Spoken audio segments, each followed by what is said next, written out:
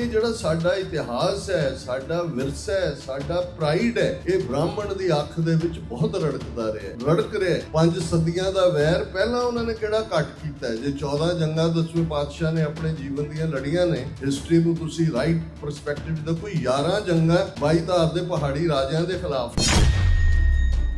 ਇਹਨਾਂ ਦੇ ਕੋਲ ਡਾਇਰੈਕਟ ਸਟੇਟ ਪਾਵਰ ਨਹੀਂ, ਕੰਸਪੀਰੇਸੀ ਕਰਦੇ ਰਹੇ। ਉਹ ਚੰਦੂ ਹੋਏ, ਗੰਗੂ ਹੋਏ, ਸੁਚਾਨੰਦ ਹੋਏ, ਲੱਖੂ ਹੋਏ, ਜੱਸੂ ਹੋਏ, ਇਹ ਸਾਰੇ ਇਤਿਹਾਸ ਤੋਂ ਤੁਸੀਂ ਵਾਕਿਫ ਹੋ। ਮੈਂ ਇੱਕ ਗਲੈਂਸ ਤੁਹਾਨੂੰ ਦਿਵਾਉਣਾ ਚਾਹੁੰਦਾ ਕਿ ਇਹ ਜਿਹੜੀ ਲੜਾਈ ਜਿਹੜੀ ਅੱਜ ਬਹੁਤਿਆਂ ਨੂੰ ਲੱਗਦੀ ਹੈ ਜੀ ਪਤਾ ਨਹੀਂ ਜੇ ਨਾ ਖਾਲਿਸਤਾਨ ਹੁੰਦਾ ਬੜਾ ਵਧੀਆ ਸੀ ਜੀ, ਉੱਥੇ ਵੀ ਸਾਡੇ ਟਰੱਕ ਚੱਲਦੇ ਸੀ, ਇੱਥੇ ਵੀ ਚੱਲਦੇ ਸੀ। ਗੁਲਾਮੀ ਔਰ ਆਜ਼ਾਦੀ ਸਟੇਟ ਆਫ ਮਾਈਂਡ ਜ਼ਰੂਰ ਹੈ। ਤੁਸੀਂ ਜੇ ਗੁਲਾਮੀ ਕਬੂਲ ਕਰਨੀ ਹੈ, ਤੁਸੀਂ ਫਿਰ ਗੁਲਾਮੀ ਨੂੰ ਇੰਜੋਏ ਵੀ ਕਰਨ ਲੱਗ ਜਾਂਦੇ ਹੋ।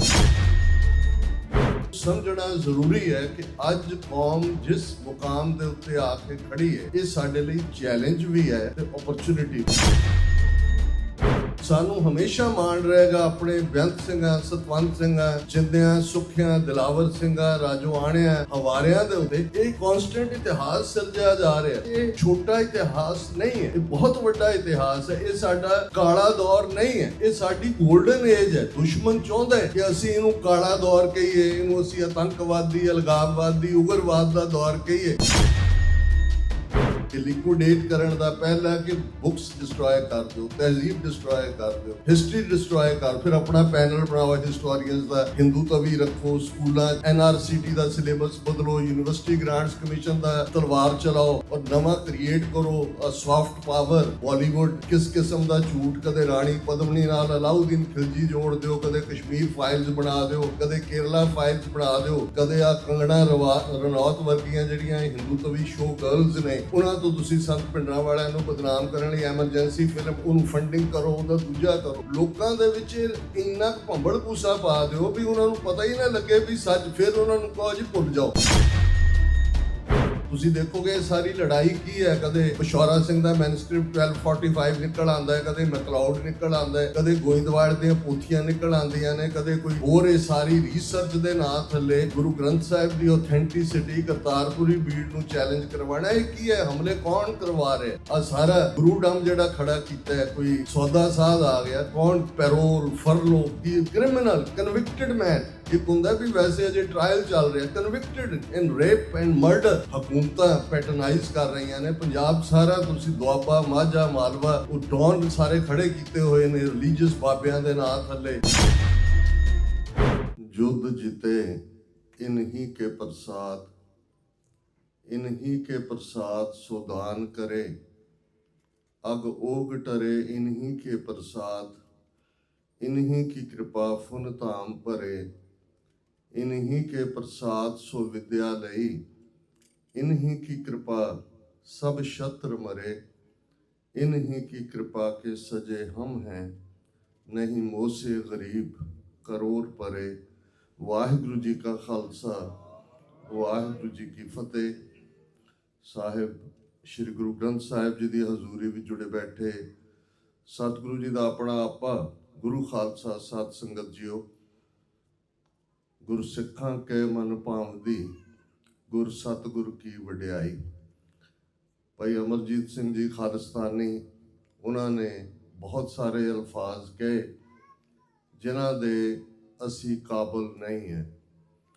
हम रुलते फिरते कोई बात न पूछता है, गुर सतगुर संग कीरे हम थापे। वड्याई सतगुरु दी है।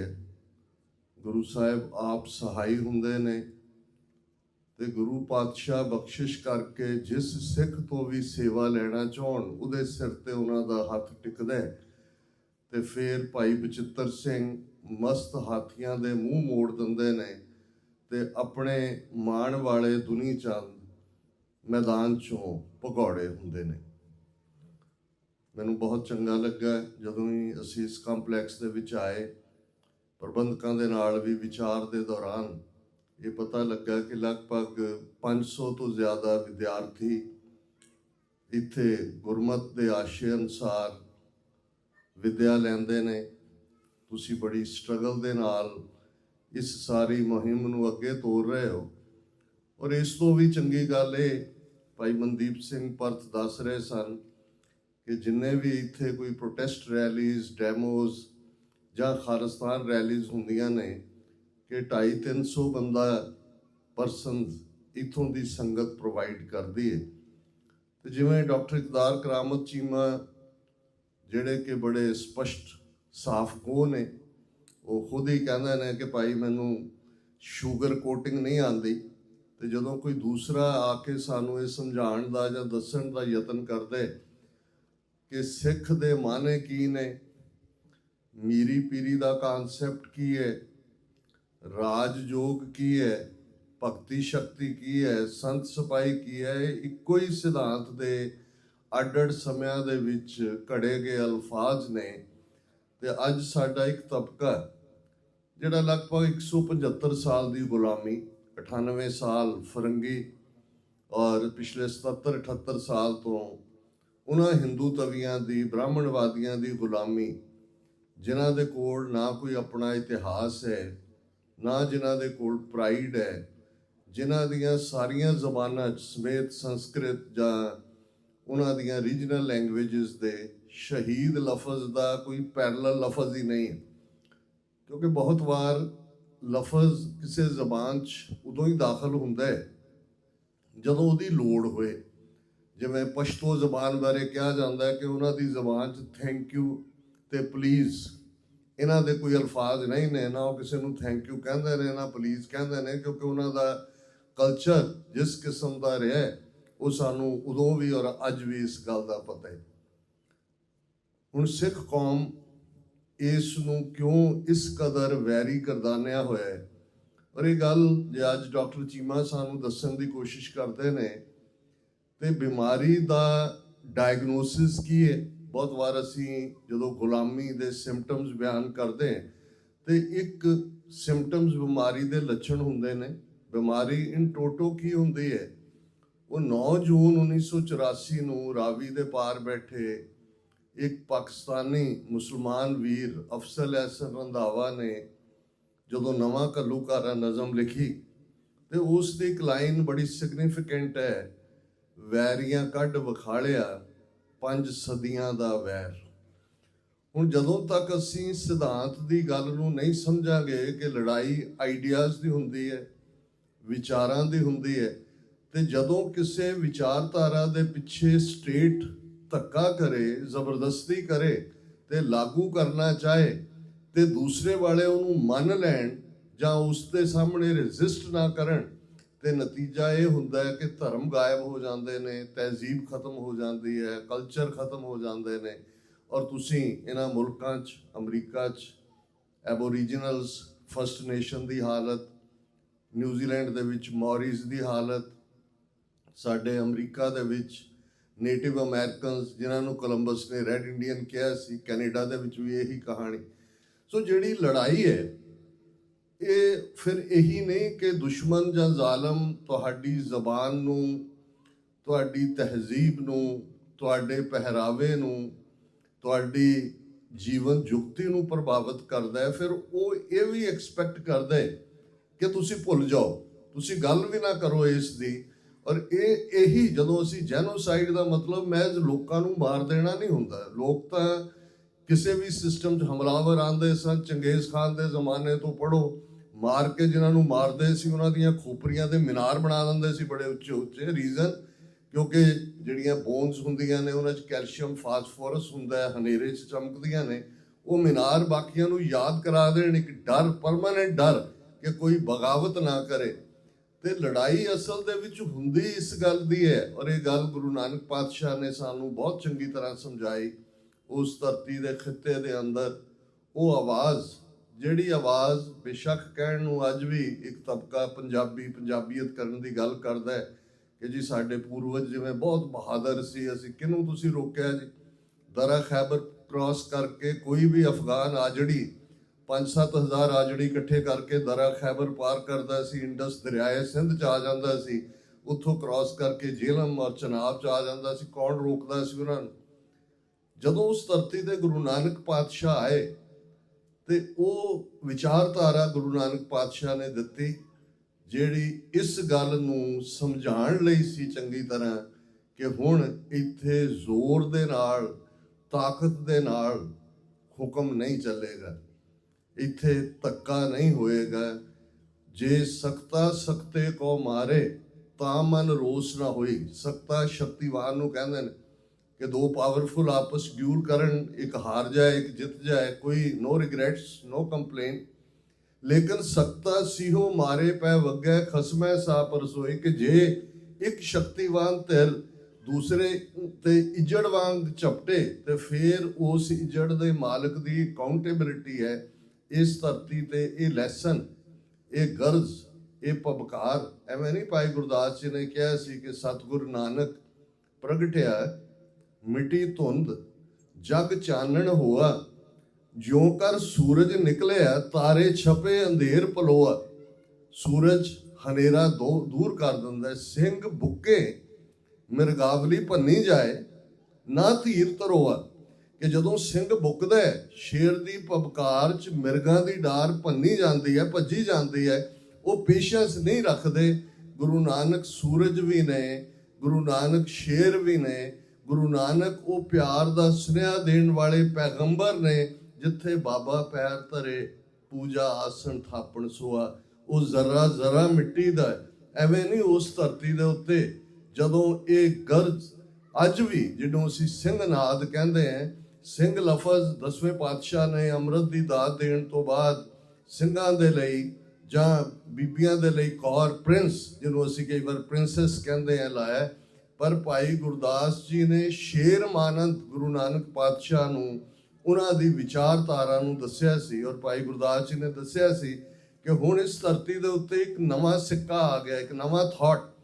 ਕੋਇਨ ਲਫ਼ਜ਼ ਬੜਾ ਇੰਪੋਰਟੈਂਟ ਹੈ। ਜਦੋਂ ਇੱਕ ਬਾਦਸ਼ਾਹ ਜਾਂਦੀ ਸੀ, ਉਹ ਆਰਡਰ ਕਰਦੀ ਸੀ ਕਿ ਪਹਿਲੇ ਦੇ ਜਾਰੀ ਕੀਤੇ ਸਿੱਕੇ, ਉਦੋਂ ਜੇ ਪੇਪਰ ਕਰੰਸੀ ਨਹੀਂ ਸੀ, ਉਹ ਵਾਪਸ ਰੀਕਾਲ ਕੀਤੇ ਜਾਂਦੇ ਸੀ।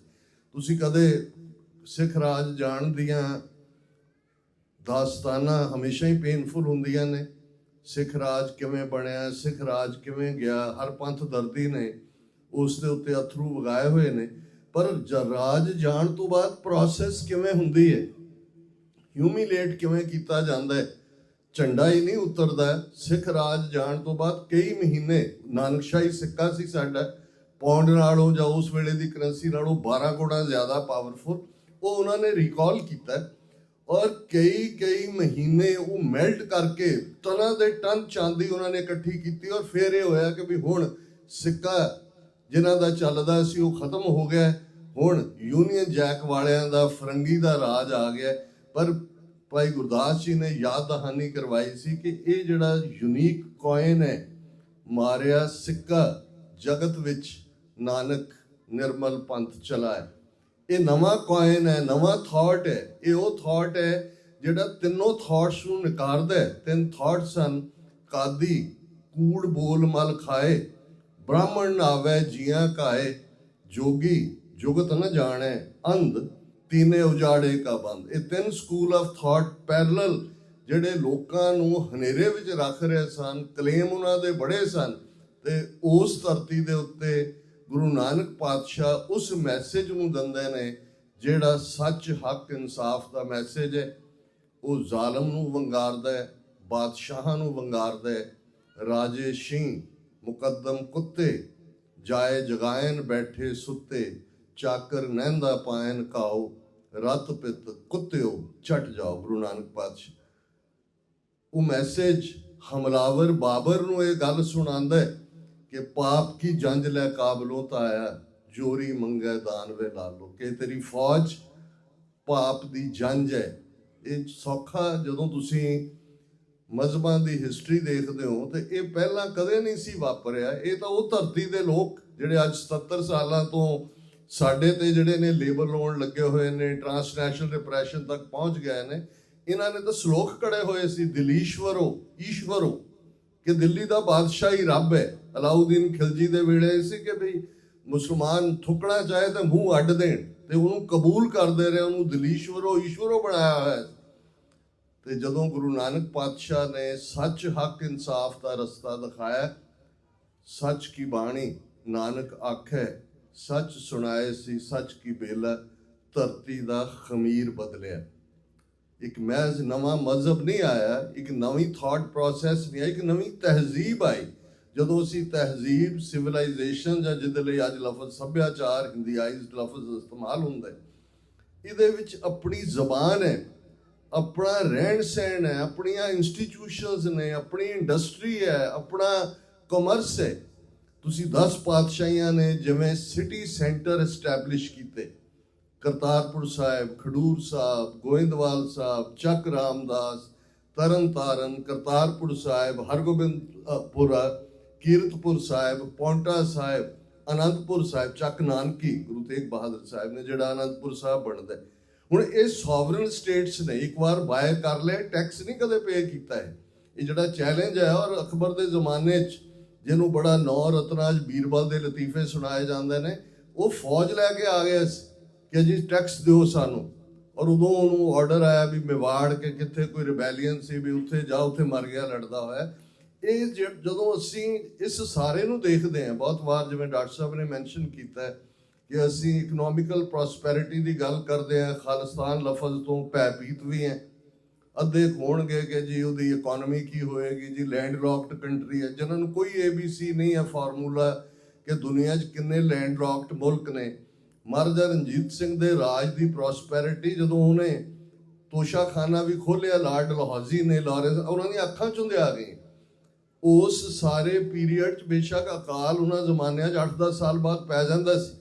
ਬੰਗਾਲ 'ਚ ਅੰਗਰੇਜ਼ਾਂ ਦੇ ਰਾਜ 1942 'ਚ ਕਿੰਨੇ ਮਿਲੀਅਨ ਭੁੱਖਮਰੀ ਨਾਲ ਮਰੇ।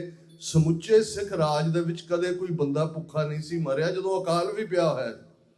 ਕਲੈਕਸ਼ਨ ਰੈਵਨਿਊ ਦਾ ਤੁਸੀਂ ਕਣਕ ਰਾਹੀਂ ਕਰਦੇ ਹੋ ਜਾਂ ਚੌਲ, ਉਦੋਂ ਇੰਨੇ ਜ਼ਿਆਦਾ ਨਹੀਂ ਸੀ, ਪਰ ਉਹ ਖੋਲ ਦਿੱਤੇ ਜਾਂਦੇ ਸੀ ਗੋਦਾਮ ਕਿ ਆ ਜਾਓ ਆਪਣੀ ਲੋੜ। ਔਰ ਅਸੀਂ ਉਹ ਕਹਾਣੀ ਜਿਹੜੀ ਮਹਾਰਾਜਾ ਰਣਜੀਤ ਸਿੰਘ ਨਾਲ ਜੁੜੀ ਹੋਈ ਹੈ ਕਿ ਕਿਵੇਂ ਪਾਂਡੀ ਬਣ ਕੇ ਉਹਨੇ ਖੁਦ ਜਿਹੜਾ ਉਹ ਪੰਡ ਚੁੱਕ ਕੇ ਉਸ ਗਰੀਬ ਧੋਬਣ ਜਾਂ ਉਹਦੇ ਬੱਚੇ ਦੇ ਨਾਲ ਘਰ ਜਾ ਕੇ ਪਹੁੰਚਾਇਆ। ਇਹ ਜਦੋਂ ਇਸ ਕਿਸਮ ਦੀ ਗਲੋਰੀਅਸ ਹਿਸਟਰੀ ਹੈ, ਸ਼ਹਾਦਤਾਂ ਦੀ ਗੱਲ, ਤਾਂ ਸ਼ਹੀਦਾਂ ਦੇ ਸਰਤਾਜ ਗੁਰੂ ਅਰਜਨ ਪਾਤਸ਼ਾਹ, ਗੁਰੂ ਤੇਗ ਬਹਾਦਰ ਸਾਹਿਬ, ਇਹ ਜਿਹੜਾ ਸਾਡਾ ਇਤਿਹਾਸ ਹੈ, ਸਾਡਾ ਵਿਰਸਾ ਹੈ, ਸਾਡਾ ਪ੍ਰਾਈਡ ਹੈ, ਇਹ ਬ੍ਰਾਹਮਣ ਦੀ ਅੱਖ ਦੇ ਵਿੱਚ ਬਹੁਤ ਰੜਕ ਰਿਹਾ।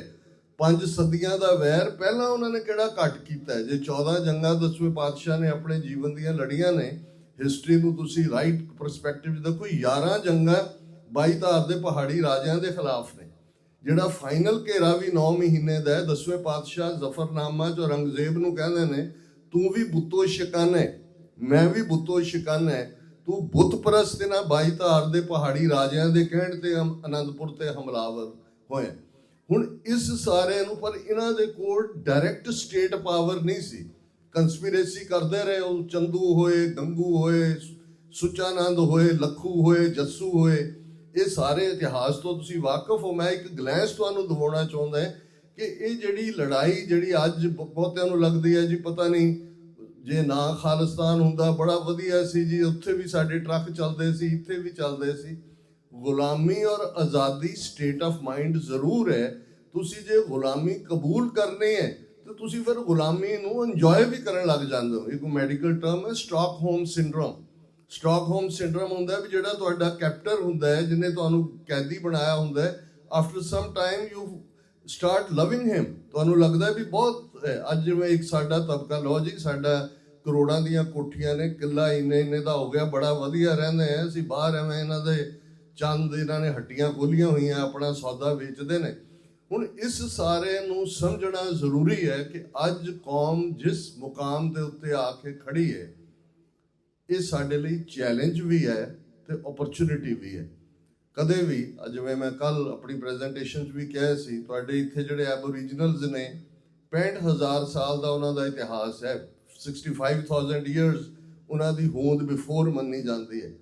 ਕਿਉਂ ਖਤਮ ਹੋ ਗਏ? ਕਿਉਂਕਿ ਜਦੋਂ ਤੱਕ ਉਹ ਕੈਪਟਨ ਕੁੱਕ ਨਹੀਂ ਆਇਆ ਜਾਂ ਕਦੇ ਚੈਲੰਜ ਹੀ ਨਹੀਂ ਹੋਇਆ। ਜਦੋਂ ਚੈਲੰਜ ਹੀ ਨਹੀਂ ਹੈ, ਨਾ ਕੋਈ ਡਿਫੈਂਸ ਹੈ, ਨਾ ਕੋਈ ਸਟ੍ਰੈਟਜੀ ਹੈ, ਨਾ ਕੋਈ ਪਤਾ ਹੈ ਕਿਵੇਂ ਇੱਕ ਕਰਕੇ ਇਹੀ ਹਾਲ ਬਾਕੀਆਂ ਦਾ। ਇਹ ਠੀਕ ਹੈ ਕਿ ਅਸੀਂ ਇਹਨਾਂ 4 ਸਦੀਆਂ 'ਚ ਗੁਰੂ ਅਰਜਨ ਪਾਤਸ਼ਾਹ ਦੀ ਸ਼ਹੀਦੀ ਤੋਂ ਬਾਅਦ ਅਸੀਂ ਇਹਨੇ ਸਟੇਟ ਆਫ ਵਾਰ ਹੈ। ਇੱਕ ਛੋਟਾ ਜਿਹਾ ਪੀਰੀਅਡ 50 ਸਾਲ ਮਹਾਰਾਜਾ ਰਣਜੀਤ ਸਿੰਘ ਦਾ, 40+10 ਤੇ 30-35 ਸਾਲ ਮਿਸਲਾਂ ਦਾ। ਉਸ ਪੀਰੀਅਡ 'ਚ ਵੀ 2 ਘੱਲੂਘਾਰੇ 1762 ਦੇ ਵਿੱਚ ਲਾਸਟ ਹੁੰਦਾ ਵੱਡਾ ਘੱਲੂਘਾਰਾ। ਔਰ ਇਸ ਨੇ ਬੇਸ਼ੱਕ ਅਸੀਂ ਘੜੇ ਵੀ ਜਾ ਰਹੇ ਹਾਂ। ਸਾਡੀ ਜਿਹੜੀ ਚਿਜ਼ਲਿੰਗ ਹੈ, ਜਦੋਂ ਤੁਸੀਂ ਕਿਸੇ ਚੀਜ਼ ਨੂੰ ਚਿਜ਼ਲ ਕਰਦੇ ਹੋ, ਜਿਵੇਂ ਬੁੱਤ ਕਾੜਾ ਬੁੱਤ ਨੂੰ ਕੱਢ ਰਿਹਾ ਹੁੰਦਾ ਹੈ, ਇਹ ਜਿਹੜੇ ਅੱਜ ਸਾਡੇ 'ਚ ਪ੍ਰੋਂਪਟਲੀ ਜਿਹੜਾ ਸਾਡੀ ਪ੍ਰੋਗਰਾਮਿੰਗ ਹੈ ਮਾਈਂਡ ਦੀ। ਤੁਹਾਡੇ ਮੁਲਕ 'ਚ ਫਲੱਡਸ ਆਏ, ਵਾਈਲਡ ਫਾਇਰਸ ਹੁੰਦੀਆਂ ਨੇ, ਕੋਵਿਡ-19 ਆਇਆ, ਦੁਨੀਆ ਨੇ ਦੇਖਿਆ। ਸਿੱਖੀ, ਜਦੋਂ ਅਸੀਂ ਸਿੱਖੀ ਦਾ ਸਿਧਾਂਤ ਦੇਗ ਤੇਗ ਜਗ ਮੈਂ ਦਊ ਚਲਿਆ ਦੀ ਗੱਲ ਦੇਖਦੇ ਹਾਂ, ਤੇਗ ਖਾਲਸੇ ਨੇ ਵਾਹੀ ਹੋਈ ਹੈ। ਇਹਨਾਂ 40 ਵਰ੍ਹਿਆਂ 'ਚ ਵੀ ਸਾਡੇ ਯੋਧਿਆਂ ਨੇ, ਸੰਤ ਜਰਨੈਲ ਸਿੰਘ ਖਾਲਸਾ ਪਿੰਡਾਂ ਵਾਲੇ, ਜਨਰਲ ਸੁਬੇਗ ਸਿੰਘ, ਭਾਈ ਅਮਰੀਕ ਸਿੰਘ, ਔਰ ਉਹ ਯੋਧੇ ਕੁਛ ਦਰਜਨ, ਜਿਨ੍ਹਾਂ ਨੇ 72 ਘੰਟੇ ਉਹ ਜੰਗ, ਜਿਹਨੂੰ ਮਾਰਕ ਟਲੀ ਸਤੀਸ਼ ਜੈਕਬ ਨੇ ਜਦੋਂ ਅੰਮ੍ਰਿਤਸਰ ਮਿਸਿਸ ਗਾਂਧੀ ਦੀ ਲਾਸਟ ਬੈਟਲ ਕਿਤਾਬ ਦੇ ਨਾਂ ਥੱਲੇ ਲਿਖਿਆ, ਤੇ ਉਹਦੇ 'ਚ ਉਹਨੂੰ ਕੋਟ ਕਰਦਾ ਹੈ, ਜਿਹੜਾ ਦੁਸ਼ਮਣ ਦਾ ਕੁੱਤਾ ਜਨਰਲ ਬਰਾੜ ਬਣਿਆ ਹੋਇਆ, ਕਿ giving the ਐਡਵਰਸਰੀ his due they fought to the last breath and bullet, ਕਿ ਜਦੋਂ ਤੱਕ ਉਹਨਾਂ ਦੇ ਸਾਹ 'ਚ ਇੱਕ ਵੀ ਸਾਹ ਬਾਕੀ ਸੀ ਤਾਂ ਉਹਨਾਂ ਦੇ ਪੱਤੇ 'ਚ ਇੱਕ ਵੀ ਗੋਲੀ ਬਾਕੀ ਸੀ, ਉਹ ਲੜੇ। ਇਹ ਰਿਮਾਈਂਡਰ ਹੈ। ਚਮਕੌਰ ਦੀ ਗੜੀ ਦਾ ਇਤਿਹਾਸ ਗੁਰੂ ਕੇ ਸਿੱਖ ਸਾਬਤ ਕਰਕੇ ਦਿਖਾਉਂਦੇ ਨੇ। ਸਾਨੂੰ ਹਮੇਸ਼ਾ ਮਾਣ ਰਹੇਗਾ ਆਪਣੇ ਬੇਅੰਤ ਸਿੰਘਾਂ, ਸਤਵੰਤ ਸਿੰਘਾਂ, ਜਿੰਦਿਆਂ, ਸੁੱਖਿਆਂ, ਦਿਲਾਵਰ ਸਿੰਘਾਂ, ਰਾਜੋਆਣਿਆਂ, ਹਵਾਰਿਆਂ ਦੇ ਉੱਤੇ।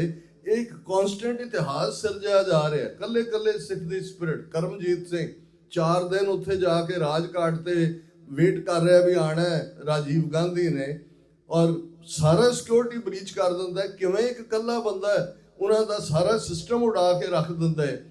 ਜੇਲ੍ਹ ਦੇ ਵਿੱਚ ਬੈਠੇ ਹੋਏ ਗੁੱਗੂ ਤੇ ਹਰਚੰਦ ਸਿੰਘ, ਉਹੀ ਪਿੰਡਾਂ ਤੋਂ, ਇੱਕ ਬਟਾਲੇ ਦਾ, ਇੱਕ ਮਾੜੀ ਕੰਬੋਕੇ ਦਾ, ਜਿਵੇਂ ਭਾਈ ਸੁੱਖਾ ਸਿੰਘ ਸਾਨੂੰ ਪੂਲਾ, ਜਿਹੜਾ ਇਹਨਾਂ ਨੇ ਇਸ ਕਿਸਮ ਦੇ ਲੋਕ ਬਣਾਏ ਜਿਉਂਦਾ। ਉਹਨੇ ਕਿਹਾ ਵੀ ਤੂੰ ਜਿਹੜਾ ਉਹ ਬਲਵਿੰਦਰ ਸਿੰਘ ਜਟਾਣਾ, ਉਹਨਾਂ ਦੀ ਬਜ਼ੁਰਗ ਮਾਤਾ ਔਰ ਬੱਚੇ, ਉਹਨਾਂ ਨੂੰ ਜਿਉਂਦੇ ਸਾੜੇ, ਤੇਰੀ ਸਜ਼ਾ ਤੈਨੂੰ ਜਿਉਂਦੇ ਸਾੜ ਕੇ ਦੇਣੀ। ਜੇਲ੍ਹ ਦੇ ਵਿੱਚ ਜਿਹੜੇ ਆਲਰੇਡੀ ਕ੍ਰਾਈਮ ਦੇ ਵਿੱਚ ਅੰਦਰ ਡੱਕੇ ਹੋਏ ਨੇ, ਉਹ ਵੀ ਸਜ਼ਾ ਯਾਫਤਾ ਕਰਦੇ ਨੇ। ਇਹ ਛੋਟਾ ਇਤਿਹਾਸ ਨਹੀਂ ਹੈ, ਇਹ ਬਹੁਤ ਵੱਡਾ ਇਤਿਹਾਸ ਹੈ। ਇਹ ਸਾਡਾ ਕਾਲਾ ਦੌਰ ਨਹੀਂ ਹੈ, ਇਹ ਸਾਡੀ ਗੋਲਡਨ ਏਜ ਹੈ। ਦੁਸ਼ਮਣ ਚਾਹੁੰਦਾ ਹੈ ਕਿ ਅਸੀਂ ਇਹਨੂੰ ਕਾਲਾ ਦੌਰ ਕਹੀਏ, ਇਹਨੂੰ ਅਸੀਂ ਆਤੰਕਵਾਦੀ, ਅਲਗਾਵਵਾਦੀ, ਉਗਰਵਾਦ ਦਾ ਦੌਰ ਕਹੀਏ। ਔਰ ਇਹੀ ਗੱਲ ਮਿਲਾਨ ਕੁੰਦਰਾ, ਫ੍ਰੀਲੈਂਸ ਥਿੰਕਰ, ਜਿਹਨੇ ਇੱਕ ਥਾਂ ਤੇ ਕਿਹਾ, ਜਿਹਨੂੰ ਸਾਰੀਆਂ ਹੀ ਰੈਵੋਲੂਸ਼ਨਰੀ ਮੂਵਮੈਂਟਸ ਕੋਟ ਕਰਦੀਆਂ ਨੇ, the first step towards liquidation of a people is to destroy its books, its culture, its history. Then have somebody to write new books, invent new culture, create new history.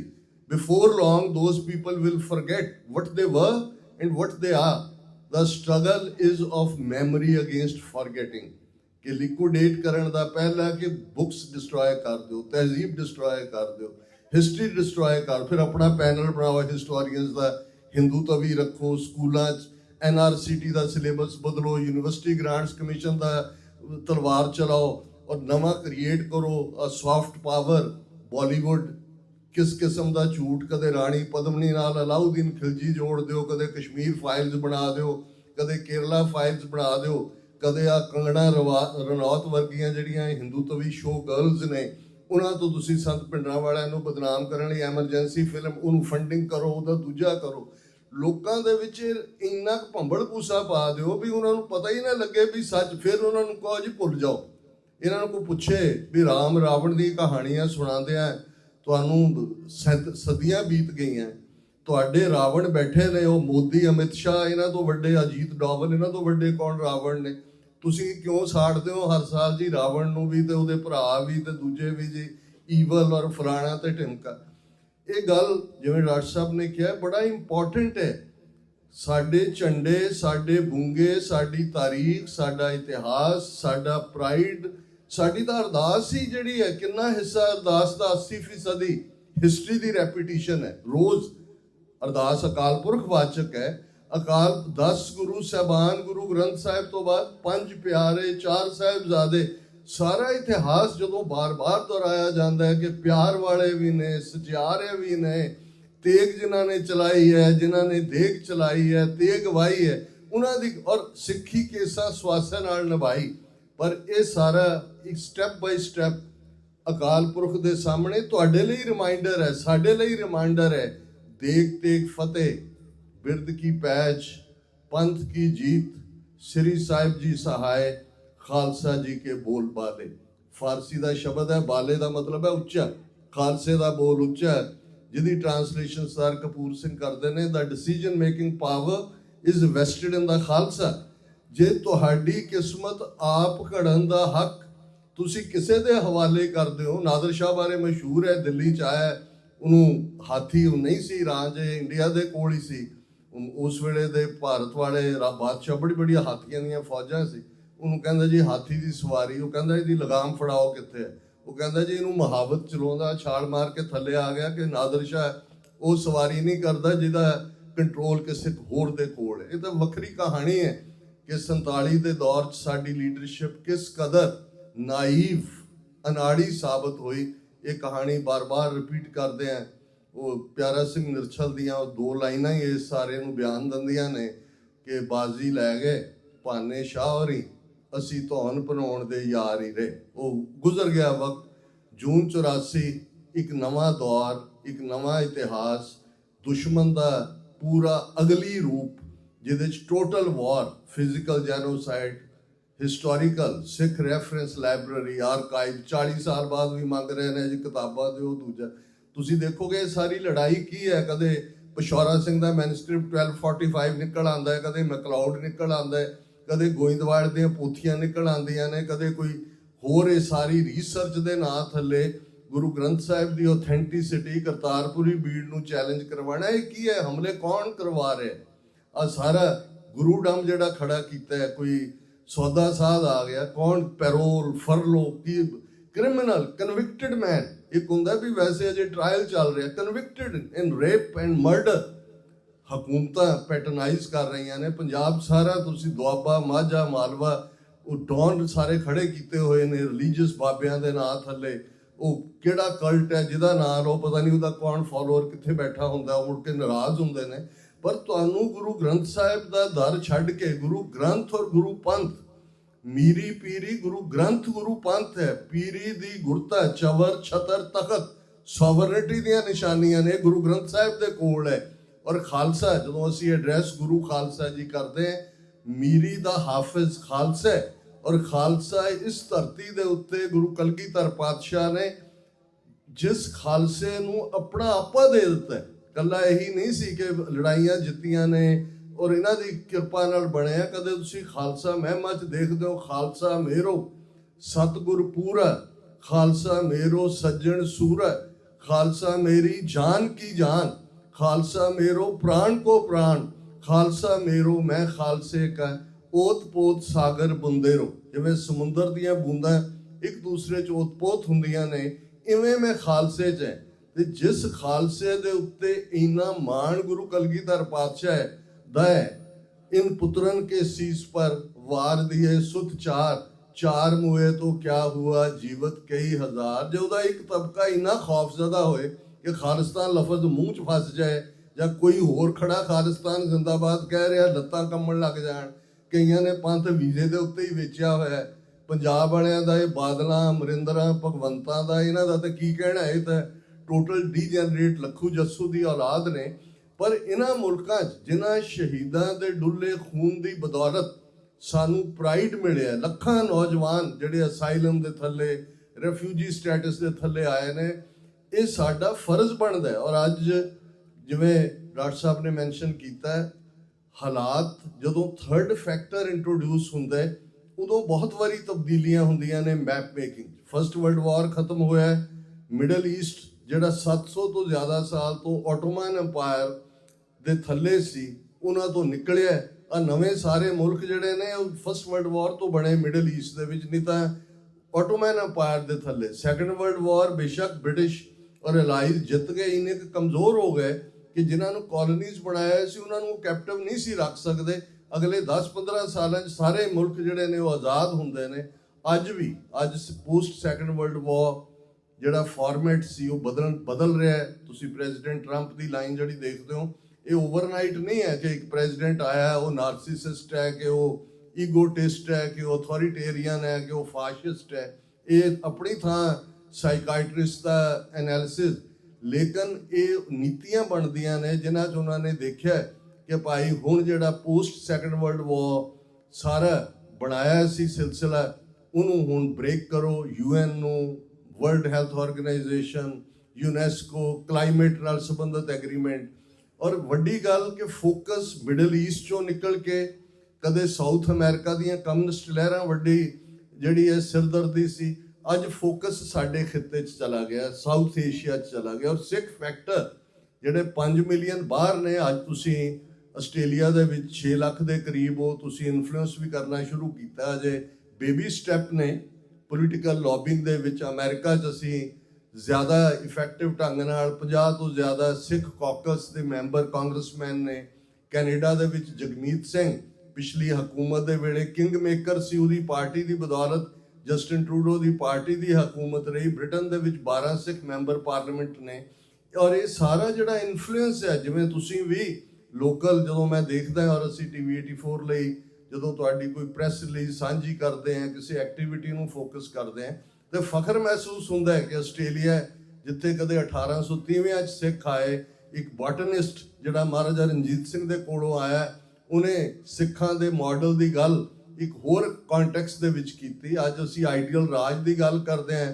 Maharaja ਹਾਲਾਂ ਉਹ ਮੋਨਾਰਕੀ ਸੀ, ਉਹ 3 ਜਨਰੇਸ਼ਨਾਂ ਦੀ ਉਹ ਪੀੜ੍ਹੀ ਦਰ ਪੀੜ੍ਹੀ ਬਾਦਸ਼ਾਹ ਸੀ ਉਹ, ਲੇਕਿਨ ਸਰਕਾਰੇ ਖਾਲਸਾ ਜੀਓ ਦੇ ਥੱਲੇ ਨਾ ਉਹ ਤਖਤ ਤੇ ਬੈਠਾ ਔਰ ਬੜੀ ਹੰਬਲੀ ਆਪਣੇ ਆਪ ਨੂੰ ਉਹ ਗੁਰੂ ਕਲਗੀਧਰ, ਉਹ ਤਾਂ ਇਹ ਕਹਿੰਦਾ ਕਿ ਜੀ ਮੈਂ ਰਣਜੀਤ ਗੁਰੂ ਕਲਗੀਧਰ ਦਾ ਨਗਾਰਾ, ਕਿਉਂਕਿ ਜਿਹੜਾ ਨਗਾਰਾ ਸੀ ਉਹਦਾ ਨਾਂ ਰਣਜੀਤ ਨਗਾਰਾ ਸੀ।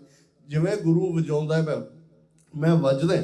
ਅੱਜ ਦੇ ਹਾਲਾਤ 'ਚ ਵੀ ਜਿਸ ਕਿਸਮ ਦੇ ਅਸੀਂ ਮੁਕਾਮ ਤੋਂ ਅੱਗੇ ਤੁਰੇ, ਇਸ ਵੇਲੇ ਪੋਸੀਬਿਲਿਟੀ ਅਲੱਗ ਮੁਲਕ ਦੀ, ਆਜ਼ਾਦ ਮੁਲਕ ਦੀ, ਜਿਹੜਾ ਸਾਡਾ ਬਰਥ ਰਾਈਟ ਹੈ, ਜਿਹਦੇ ਲਈ ਯੂਨਾਈਟਿਡ ਨੇਸ਼ਨਸ ਜਨਰਲ ਅਸੈਂਬਲੀ ਦੇ resolution, charter of human rights, Geneva protocol, ਇਹ ਸਾਰੇ ਪ੍ਰੈਸੀਡੈਂਟ ਨੇ। ਔਰ ਆਲਰੇਡੀ ਜਦੋਂ ਯੂਨਾਈਟਿਡ ਨੇਸ਼ਨਸ ਬਣਿਆ ਸੀ 1948 ਦੇ ਵਿੱਚ ਸਿਰਫ 50 ਮੁਲਕ ਦੇ ਮੈਂਬਰ ਸੀ, ਅੱਜ 193 ਮੁਲਕ ਮੈਂਬਰ ਨੇ। ਇਹਨਾਂ ਸਾਰੇ 70-80 ਸਾਲਾਂ ਦੇ ਵਿੱਚ ਸੋਵੀਅਤ ਯੂਨੀਅਨ 'ਚੋਂ 15 ਮੁਲਕ ਨਿਕਲੇ, ਯੂਗੋਸਲਾਵੀਆ 'ਚੋਂ 7 ਮੁਲਕ ਨਿਕਲੇ, ਔਰ ਸਿੱਖ ਕੌਮ 35 ਮਿਲੀਅਨ ਸਿੱਖ ਨੇਸ਼ਨ, ਜਿਸ ਦੀ ਮੰਜ਼ਿਲ ਕਰੀਬ ਹੈ। ਪਰ ਮੈਂ ਕੰਕਲੂਜਨ 'ਚ ਜਿੱਥੇ ਇਸ ਗੱਲ ਦੀ ਤਾਰੀਫ ਕਰਦਾ ਕਿ ਤੁਸੀਂ ਬਹੁਤ ਪੰਥਕ ਵਿਚਾਰਧਾਰਾ ਨੂੰ ਪਰਨਾਏ ਹੋਏ ਹੋ। ਇੱਕ ਗੱਲ ਮੈਂ ਜ਼ਰੂਰ ਕਹਿਣੀ ਚਾਹੁੰਦਾ, ਜਿਵੇਂ ਬੱਚਿਆਂ ਦੇ ਹਵਾਲੇ ਨਾਲ ਆਇਆ, ਕਿ ਜਦੋਂ ਕੌਮਾਂ ਦੀਆਂ ਇੰਸਟੀਟਿਊਸ਼ਨਸ ਕਮਜ਼ੋਰ ਹੋਣ, ਖਰੀਦ ਲਈਆਂ ਜਾਣ, ਇਨਫਿਲਟਰੇਟਡ ਹੋਣ, ਇਨਇਫੈਕਟਿਵ ਹੋਣ, ਜੋ ਅਸੀਂ ਅੱਜ ਅਕਾਲੀ ਦਲ ਜਾਂ ਈਵਨ ਅਕਾਲ ਤਖਤ ਸਾਹਿਬ ਦੇ ਜਥੇਦਾਰ ਦੀ ਅਥਾਰਟੀ ਨੂੰ ਦੇਖਦੇ ਹਾਂ, ਫਿਰ ਤੁਹਾਡੇ ਘਰ ਜਿਹੜੇ ਨੇ ਉਹ ਟਕਸਾਲਾਂ ਬਣ ਜਾਂਦੀਆਂ ਨੇ। ਇਸ ਕੋਸ਼ਿਸ਼ ਕਰੋ ਆਪਣੇ ਬੱਚੇ ਬੱਚੀਆਂ ਨੂੰ ਉਸ ਗੁਰਸਿੱਖੀ ਦੇ ਨਾਲ ਜੋੜਨ ਦੀ। ਹਿਸਟਰੀ ਦਾ ਪ੍ਰਾਈਡ ਦਿਓ। ਰੱਬ ਨੂੰ ਮਿਲਣ ਦੇ ਲਈ ਫੇਥ ਕਾਫੀ ਹੈ। ਪੜ੍ਹਿਆ ਅਨਪੜ੍ਹਿਆ ਪਰਮਗਤ ਪਾਵੇ, ਉਹਦੇ 'ਚ ਕੋਈ ਦੂਜੇ ਪੜ੍ਹਾਈ ਦੀ ਲੋੜ ਵੀ ਨਹੀਂ ਹੈ। ਪਰ ਜੇ ਬੱਚੇ ਬੱਚੀਆਂ ਨੇ ਸਿੱਖੀ 'ਚ ਜਿਉਣਾ ਤੇ ਸਿੱਖ ਇਤਿਹਾਸ ਦਾ ਪ੍ਰਾਈਡ, ਅਰਦਾਸ ਦਾ ਇੱਕ ਲਫ਼ਜ਼ ਉਹਨਾਂ ਦੇ ਅੰਦਰ ਐਨਗਰੇਵ ਕਰੋ। 3 ਤੋਂ 7 ਸਾਲ ਦੀ ਉਮਰ ਤੋਂ ਇਹ ਸਾਰੀ ਪ੍ਰੋਸੈਸ ਸ਼ੁਰੂ ਹੋ ਜਾਂਦੀ ਹੈ। ਬਾਅਦ 'ਚ ਤਾਂ ਜਦੋਂ ਤੱਕ ਟੀਨੇਜਰ ਹੋ ਗਿਆ ਫਿਰ ਤੁਹਾਡੇ ਕੋਲ ਨਹੀਂ ਹੁੰਦਾ। ਔਰ ਇਹ ਬਹੁਤ ਚੰਗਾ ਹੋਏਗਾ, ਜਿਵੇਂ ਮੈਨੂੰ ਦੱਸਿਆ ਗਿਆ ਵੀ ਆਸਟ੍ਰੇਲੀਆ 'ਚ ਕੋਈ ਖਾਲਸਾ ਸਕੂਲ ਨਹੀਂ ਹੈ। ਤੁਹਾਡੇ ਕੋਲ ਬੇਸ਼ੱਕ ਅਜੇ ਇਮਾਰਤ ਕਮਜ਼ੋਰ ਹੈ, ਪਰ ਜਿਹੜਾ ਤੁਹਾਡਾ ਜਜ਼ਬਾ ਹੈ, ਕੋਸ਼ਿਸ਼ ਕਰੋ। ਐਜੂਕੇਸ਼ਨ ਇਜ਼ ਦਾ ਕੀ। ਤੁਹਾਡਾ ਇਹ ਟਾਊਨ, ਤੁਹਾਡਾ ਇਹ ਸ਼ਹਿਰ ਉਹ ਪਹਿਲਾ ਸ਼ਹਿਰ ਬਣੇ ਜਿੱਥੇ ਇੱਕ role model Khalsa school establish ਹੋਏ। ਔਰ ਉਸ ਸਾਰੇ ਦੇ ਨਾਲ ਜਿਹੜਾ ਦੂਸਰਾ ਪਾਰਟ ਜੁੜਿਆ ਹੋਇਆ ਪੰਥਕ ਐਕਟਿਵਿਜ਼ਮ, ਇਹ ਬਹੁਤ ਇੰਪੋਰਟੈਂਟ ਹੈ। ਜਦੋਂ ਤੱਕ ਇੱਕ ਸਿੱਖ ਵੀ ਇਸ ਪਲੈਨਟ ਤੇ, ਇਸ ਧਰਤੀ ਤੇ ਬਾਂਹ ਖੜੀ ਕਰਕੇ ਖਾਲਿਸਤਾਨ ਜ਼ਿੰਦਾਬਾਦ ਕਹਿੰਦਾ, ਸਾਡੀ ਮੂਵਮੈਂਟ ਅਲਾਈਵ ਹੈ। ਇਹੀ ਮੈਸੇਜ ਬਾਬਾ ਬੋਤਾ ਸਿੰਘ ਗਰਜਾ ਸਿੰਘ ਨੇ ਦਿੱਤਾ। ਇਹ ਝਗੜੇ 'ਚ ਪੈਣ ਦਾ ਨਹੀਂ ਕਿ ਰੰਗ ਨੀਲਾ ਹੈ, ਕਿ ਜੀ ਬਸੰਤੀ ਹੈ, ਕਿ ਭਗਵਾ ਹੈ, ਜੀ ਕੇਸਰੀ ਹੈ। ਉਹ ਬਾਬਾ ਬੋਤਾ ਸਿੰਘ ਗਰਜਾ ਸਿੰਘ ਨੇ ਕੋਈ ਡਿਜ਼ਾਈਨਡ ਨਿਸ਼ਾਨ ਸਾਹਿਬ ਲਹਿਰਾਏ, ਇੱਕ ਸੋਟੀ ਦੇ ਨਾਲ ਉਹਨਾਂ ਦੀ ਜੋ ਵੀ ਛੋਟੀ ਪੱਗ ਹੋਏਗੀ ਵੀ ਖਾਲਸਾ ਰਾਜ ਅਸੀਂ ਸਥਾਪਿਤ ਕਰ ਦਿੱਤਾ ਹੈ। ਇਹ ਬਾਕੀ ਸਾਰੀਆਂ ਡਿਬੇਟਸ ਜਿਹੜੀਆਂ ਨੇ ਇਹ ਵੇਟ ਕਰ ਸਕਦੀਆਂ ਨੇ। ਮਤ ਝਗੜੀਏ ਮਰਿਆਦਾ ਦੇ ਇਸ਼ੂ ਤੇ, ਮਤ ਝਗੜੀਏ ਇੱਕ ਦੂਜੀਆਂ ਜਥੇਬੰਦੀਆਂ ਕੌਣ, ਇਹ ਮਿਸਲਾਂ ਨੇ। ਗੁਰੂ ਨੇ ਜਿਹਦੇ ਤੇ ਰਹਿਮਤ ਕਰਨੀ ਹੈ, ਵਡਿਆਈ ਗੁਰੂ ਨੇ ਉਹਨੂੰ ਹੀ ਦੇਣੀ ਹੈ। ਈਰਖਾ ਦੀ ਕੋਈ ਥਾਂ ਨਹੀਂ ਹੈ। ਦੀਪ ਸਿੱਧੂ ਜਾਂ ਇਸ ਸਾਰੇ 'ਚ ਭਾਈ ਅੰਮ੍ਰਿਤਪਾਲ ਸਿੰਘ ਕਿੰਨੇ ਸ਼ਾਰਟ ਟਾਈਮ 'ਚ ਅੱਗੇ ਆਏ ਔਰ ਕਿੱਥੇ ਲੈ ਗਏ। ਪੰਜਾਬ ਦੀ ਧਰਤੀ ਹਮੇਸ਼ਾ ਤਿਆਰ ਹੈ। ਜਿਹੜੇ ਲੋਕ ਇਹ ਕਹਿੰਦੇ ਨੇ ਜੀ ਇਹ ਠੀਕ ਹੈ ਸਰਕਾਰ ਨੇ ਸਾਰੇ ਹਥਿਆਰ ਉੱਤੇ ਝੋਕੇ ਹੋਏ ਨੇ, ਪਰ ਮੈਂ ਹਮੇਸ਼ਾ ਸਰ ਕਪੂਰ ਸਿੰਘ ਜਿਹੜੇ ਸਾਡੇ ਵੱਡੇ ਸਕਾਲਰ ਹੋਏ ਨੇ 20ਵੀਂ ਸਦੀ ਦੇ, ਉਹਨਾਂ ਦੀ ਇਹ ਕੋਟ ਦੁਹਰਾਉਂਦਾ ਕਿ ਹਰ ਸਾਜ਼ ਨੂੰ ਵਜਾਉਣ ਤੋਂ ਪਹਿਲਾਂ ਸੁਰ ਕੀਤਾ ਜਾਂਦਾ ਹੈ, ਟਿਊਨਿੰਗ ਕੀਤੀ ਜਾਂਦੀ ਹੈ। ਖਾਲਸਾ ਇੱਕ ਐਸਾ ਸਾਜ਼ ਹੈ ਜਿਸ ਦੀ ਟਿਊਨਿੰਗ 10 ਪਾਤਸ਼ਾਹੀਆਂ ਨੇ ਕੀਤੀ ਹੋਈ ਹੈ। ਤੁਹਾਡੀ ਉਂਗਲ ਠੀਕ ਸੁਰ ਤੇ ਟਿਕੇਗੀ ਤੇ ਇਸ ਨੇ ਗੁੰਜਾਰਾ ਪਾ ਦੇਣੀ ਹੈ। ਉਹ ਠੀਕ ਉਂਗਲ ਬਾਬਾ ਬੰਦਾ ਸਿੰਘ ਬਹਾਦਰ ਹੈ, ਸੰਤ ਜਰਨੈਲ ਸਿੰਘ ਖਾਲਸਾ ਪਿੰਡਰਾਂ ਵਾਲੇ ਨੇ, ਜਾਂ ਅੱਜ ਨੌਜਵਾਨਾਂ ਨੇ ਥੋੜੀ ਦੇਰ ਦੇ ਲਈ ਆਪਣਾ ਜਲਵਾ ਦਿਖਾਇਆ। ਉਹ ਧਰਤੀ ਹਮੇਸ਼ਾ ਤਿਆਰ ਹੈ। ਉਹ ਬਲਵਾਨ ਸੂਰਿਆਂ ਦੀ ਧਰਤੀ ਹੈ, ਧਰਤੀ ਦਾ ਖਮੀਰ ਗੁਰੂ ਨਾਨਕ ਪਾਤਸ਼ਾਹ ਨੇ ਬਦਲਿਆ ਹੋਇਆ। ਅਸੀਂ ਇੱਥੇ ਡਾਇਸਪੋਰਾ ਕਮਿਊਨਿਟੀ ਦੇ ਵਿੱਚ ਆਪਣਾ ਜਿਹੜਾ ਬਣਦਾ ਰੋਲ ਅਦਾ ਕਰੀਏ। ਲੌਬਿੰਗ ਇੰਪੋਰਟੈਂਟ ਹੈ। ਬੱਚਿਆਂ ਨੂੰ ਬਹੁਤ ਅੱਛੀ ਐਜੂਕੇਸ਼ਨ ਦਿਓ, ਪਰ ਇਕੱਲੇ ਡਾਕਟਰਸ ਇੰਜੀਨੀਅਰਸ ਤੱਕ ਮਹਿਦੂਦ ਨਾ ਹੋਏ। ਅਟਰਨੀਜ਼ ਬਣਾਓ, ਜਰਨਲਿਸਟ ਬਣਾਓ, ਆਰਟਿਸਟ ਬਣਾਓ। ਆ ਇੰਨੀਆਂ ਸਾਡੀਆਂ ਕੁਰਬਾਨੀਆਂ ਹੋਈਆਂ। ਕਿੰਨਾ ਆਰਟ ਵਰਕ ਅਸੀਂ ਕ੍ਰੀਏਟ ਕੀਤਾ।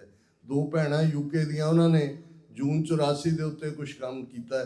ਅਦਰਵਾਈਜ਼ ਪੋਇਟਰੀ, ਕਿੰਨੀ ਕੁ ਪੋਇਟਰੀ ਜਾਂ ਕਿੰਨਾ ਕੁ ਸਾਹਿਤ ਇਸ ਪੀਰੀਅਡ 'ਚ ਕਿਸ ਲੈਵਲ ਤੇ ਜਾ ਕੇ ਕਿੰਨੀਆਂ ਕੁ ਡਾਕੂਮੈਂਟਰੀਜ਼ ਕ੍ਰੀਏਟ ਕੀਤੀਆਂ। ਚਲੋ ਉੱਥੇ ਤਾਂ ਜੋ ਪਾਬੰਦੀਆਂ ਨੇ, ਔਰ ਜੇ ਮੀਡੀਆ ਰਾਹੀਂ ਕੋਈ ਅਸੀਂ ਕੁਛ ਕਰਨ ਦੀ ਕੋਸ਼ਿਸ਼ ਕਰਦੇ ਹਾਂ ਤੇ ਸਾਨੂੰ ਪਤਾ ਹੈ ਵੀ ਆਪਣੇ ਡੇ ਟੂ ਡੇ ਐਕਟੀਵਿਟੀ ਨੂੰ ਰਨ ਕਰਨ ਲਈ ਤੁਹਾਨੂੰ ਕਿਸ ਕਿਸਮ ਦੀ ਜ਼ਲਾਲਤ ਚੋਂ ਕਈ ਵਾਰੀ ਗੁਜ਼ਰਨਾ ਪੈਂਦਾ ਹੈ। ਤੇ ਜੇ ਸਿੱਖਾਂ ਦੇ ਕੋਲ ਧਨ ਹੈ, ਰਿਸੋਰਸ ਨੇ, ਗੁਰੂ ਨੇ ਦਿੱਤੇ ਨੇ, ਭਰੇ ਹੋਏ ਨੇ ਹਰ ਲੈਵਲ ਤੋਂ ਤੁਸੀਂ, ਤੇ ਜੇ ਤੁਹਾਨੂੰ ਇਹ ਨਾ ਲੱਗੇ ਕਿ ਬਈ ਸਾਡੀਆਂ ਪ੍ਰਾਇਰਟੀਜ਼ ਨੇ, ਕੋਈ ਗੁਰੂ ਪੰਥ ਹੈ, ਗੁਰੂ ਪੰਥ ਦੀ ਆਜ਼ਾਦੀ ਦਾ ਇੱਕ ਮੁੱਦਾ ਵੀ ਹੈ ਜਿਹਦੇ ਲਈ ਸਾਡੇ ਗੁਰੂ ਕਲਗੀਧਰ ਪਾਤਸ਼ਾਹ ਦੇ 1.5 ਲੱਖ ਤੋਂ ਜ਼ਿਆਦਾ ਸਪੁੱਤਰ ਸਪੁੱਤਰੀਆਂ ਨੇ ਸਰੀਰਾਂ ਦੇ ਠੀਕਰੇ ਦਿੱਲੀ ਸਾਮਰਾਜ ਦੇ ਸਿਰ ਤੇ ਪੰਨੇ ਨੇ, ਤਾਂ ਕਿ ਕੌਮ ਦਾ ਆਉਣ ਵਾਲਾ ਕੱਲ ਸ਼ਾਨ ਮਤਾ ਹੋਏ, ਮਾਣ ਮਤਾ ਹੋਏ। ਤਾਂ ਫਿਰ ਅਸੀਂ ਮੂੰਹ ਵੀ ਕਿਹੜਾ ਵਿਖਾਉਣਾ ਗੁਰੂ ਕਲਗੀਧਰ ਪਾਤਸ਼ਾਹ ਨੂੰ ਜਾ ਕੇ। ਇਹਨਾਂ ਲਫ਼ਜ਼ਾਂ ਨਾਲ ਕਿਸੇ ਵੀ ਭੁੱਲ ਚੁੱਕ ਲਈ ਮੁਆਫੀ। ਹਮੇਸ਼ਾ ਜਿੱਤ ਈਮਾਨ ਦੀ ਹੁੰਦੀ ਹੈ। ਸਾਡਾ ਸਭ ਤੋਂ ਤਗੜਾ ਹਥਿਆਰ ਫੇਥ ਹੈ। You will it, you win it. ਨਿਸ਼ਚੈ ਕਰ, ਆਪਣੀ ਜੀਤ ਕਰੋ। ਇਸ ਗੱਲ ਤੇ ਸਿਦਕ ਵਿਸ਼ਵਾਸ ਕਿ ਅਸੀਂ ਜਿੱਤਣਾ, ਉਹ ਦਿਨ ਦੂਰ ਨਹੀਂ ਹੈ ਜਦੋਂ ਦਰਿਆਏ ਜਮਨਾ ਤੋਂ ਵਾਘਾ ਤੱਕ ਇੰਡੀਪੈਂਡੈਂਟ ਸੋਵਰਨ ਨੇਸ਼ਨ ਖਾਲਿਸਤਾਨ ਇੱਕ ਹਕੀਕਤ ਹੋਏਗਾ।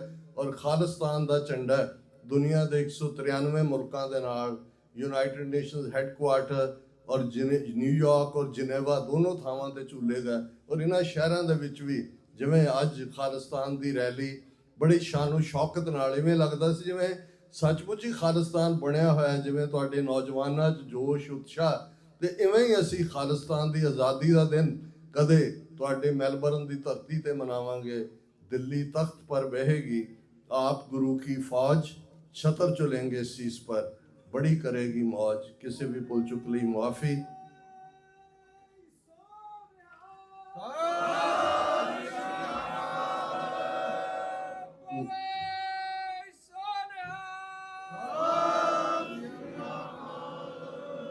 वाहिगुरु जी का खालसा, वाहिगुरु जी की फतेह।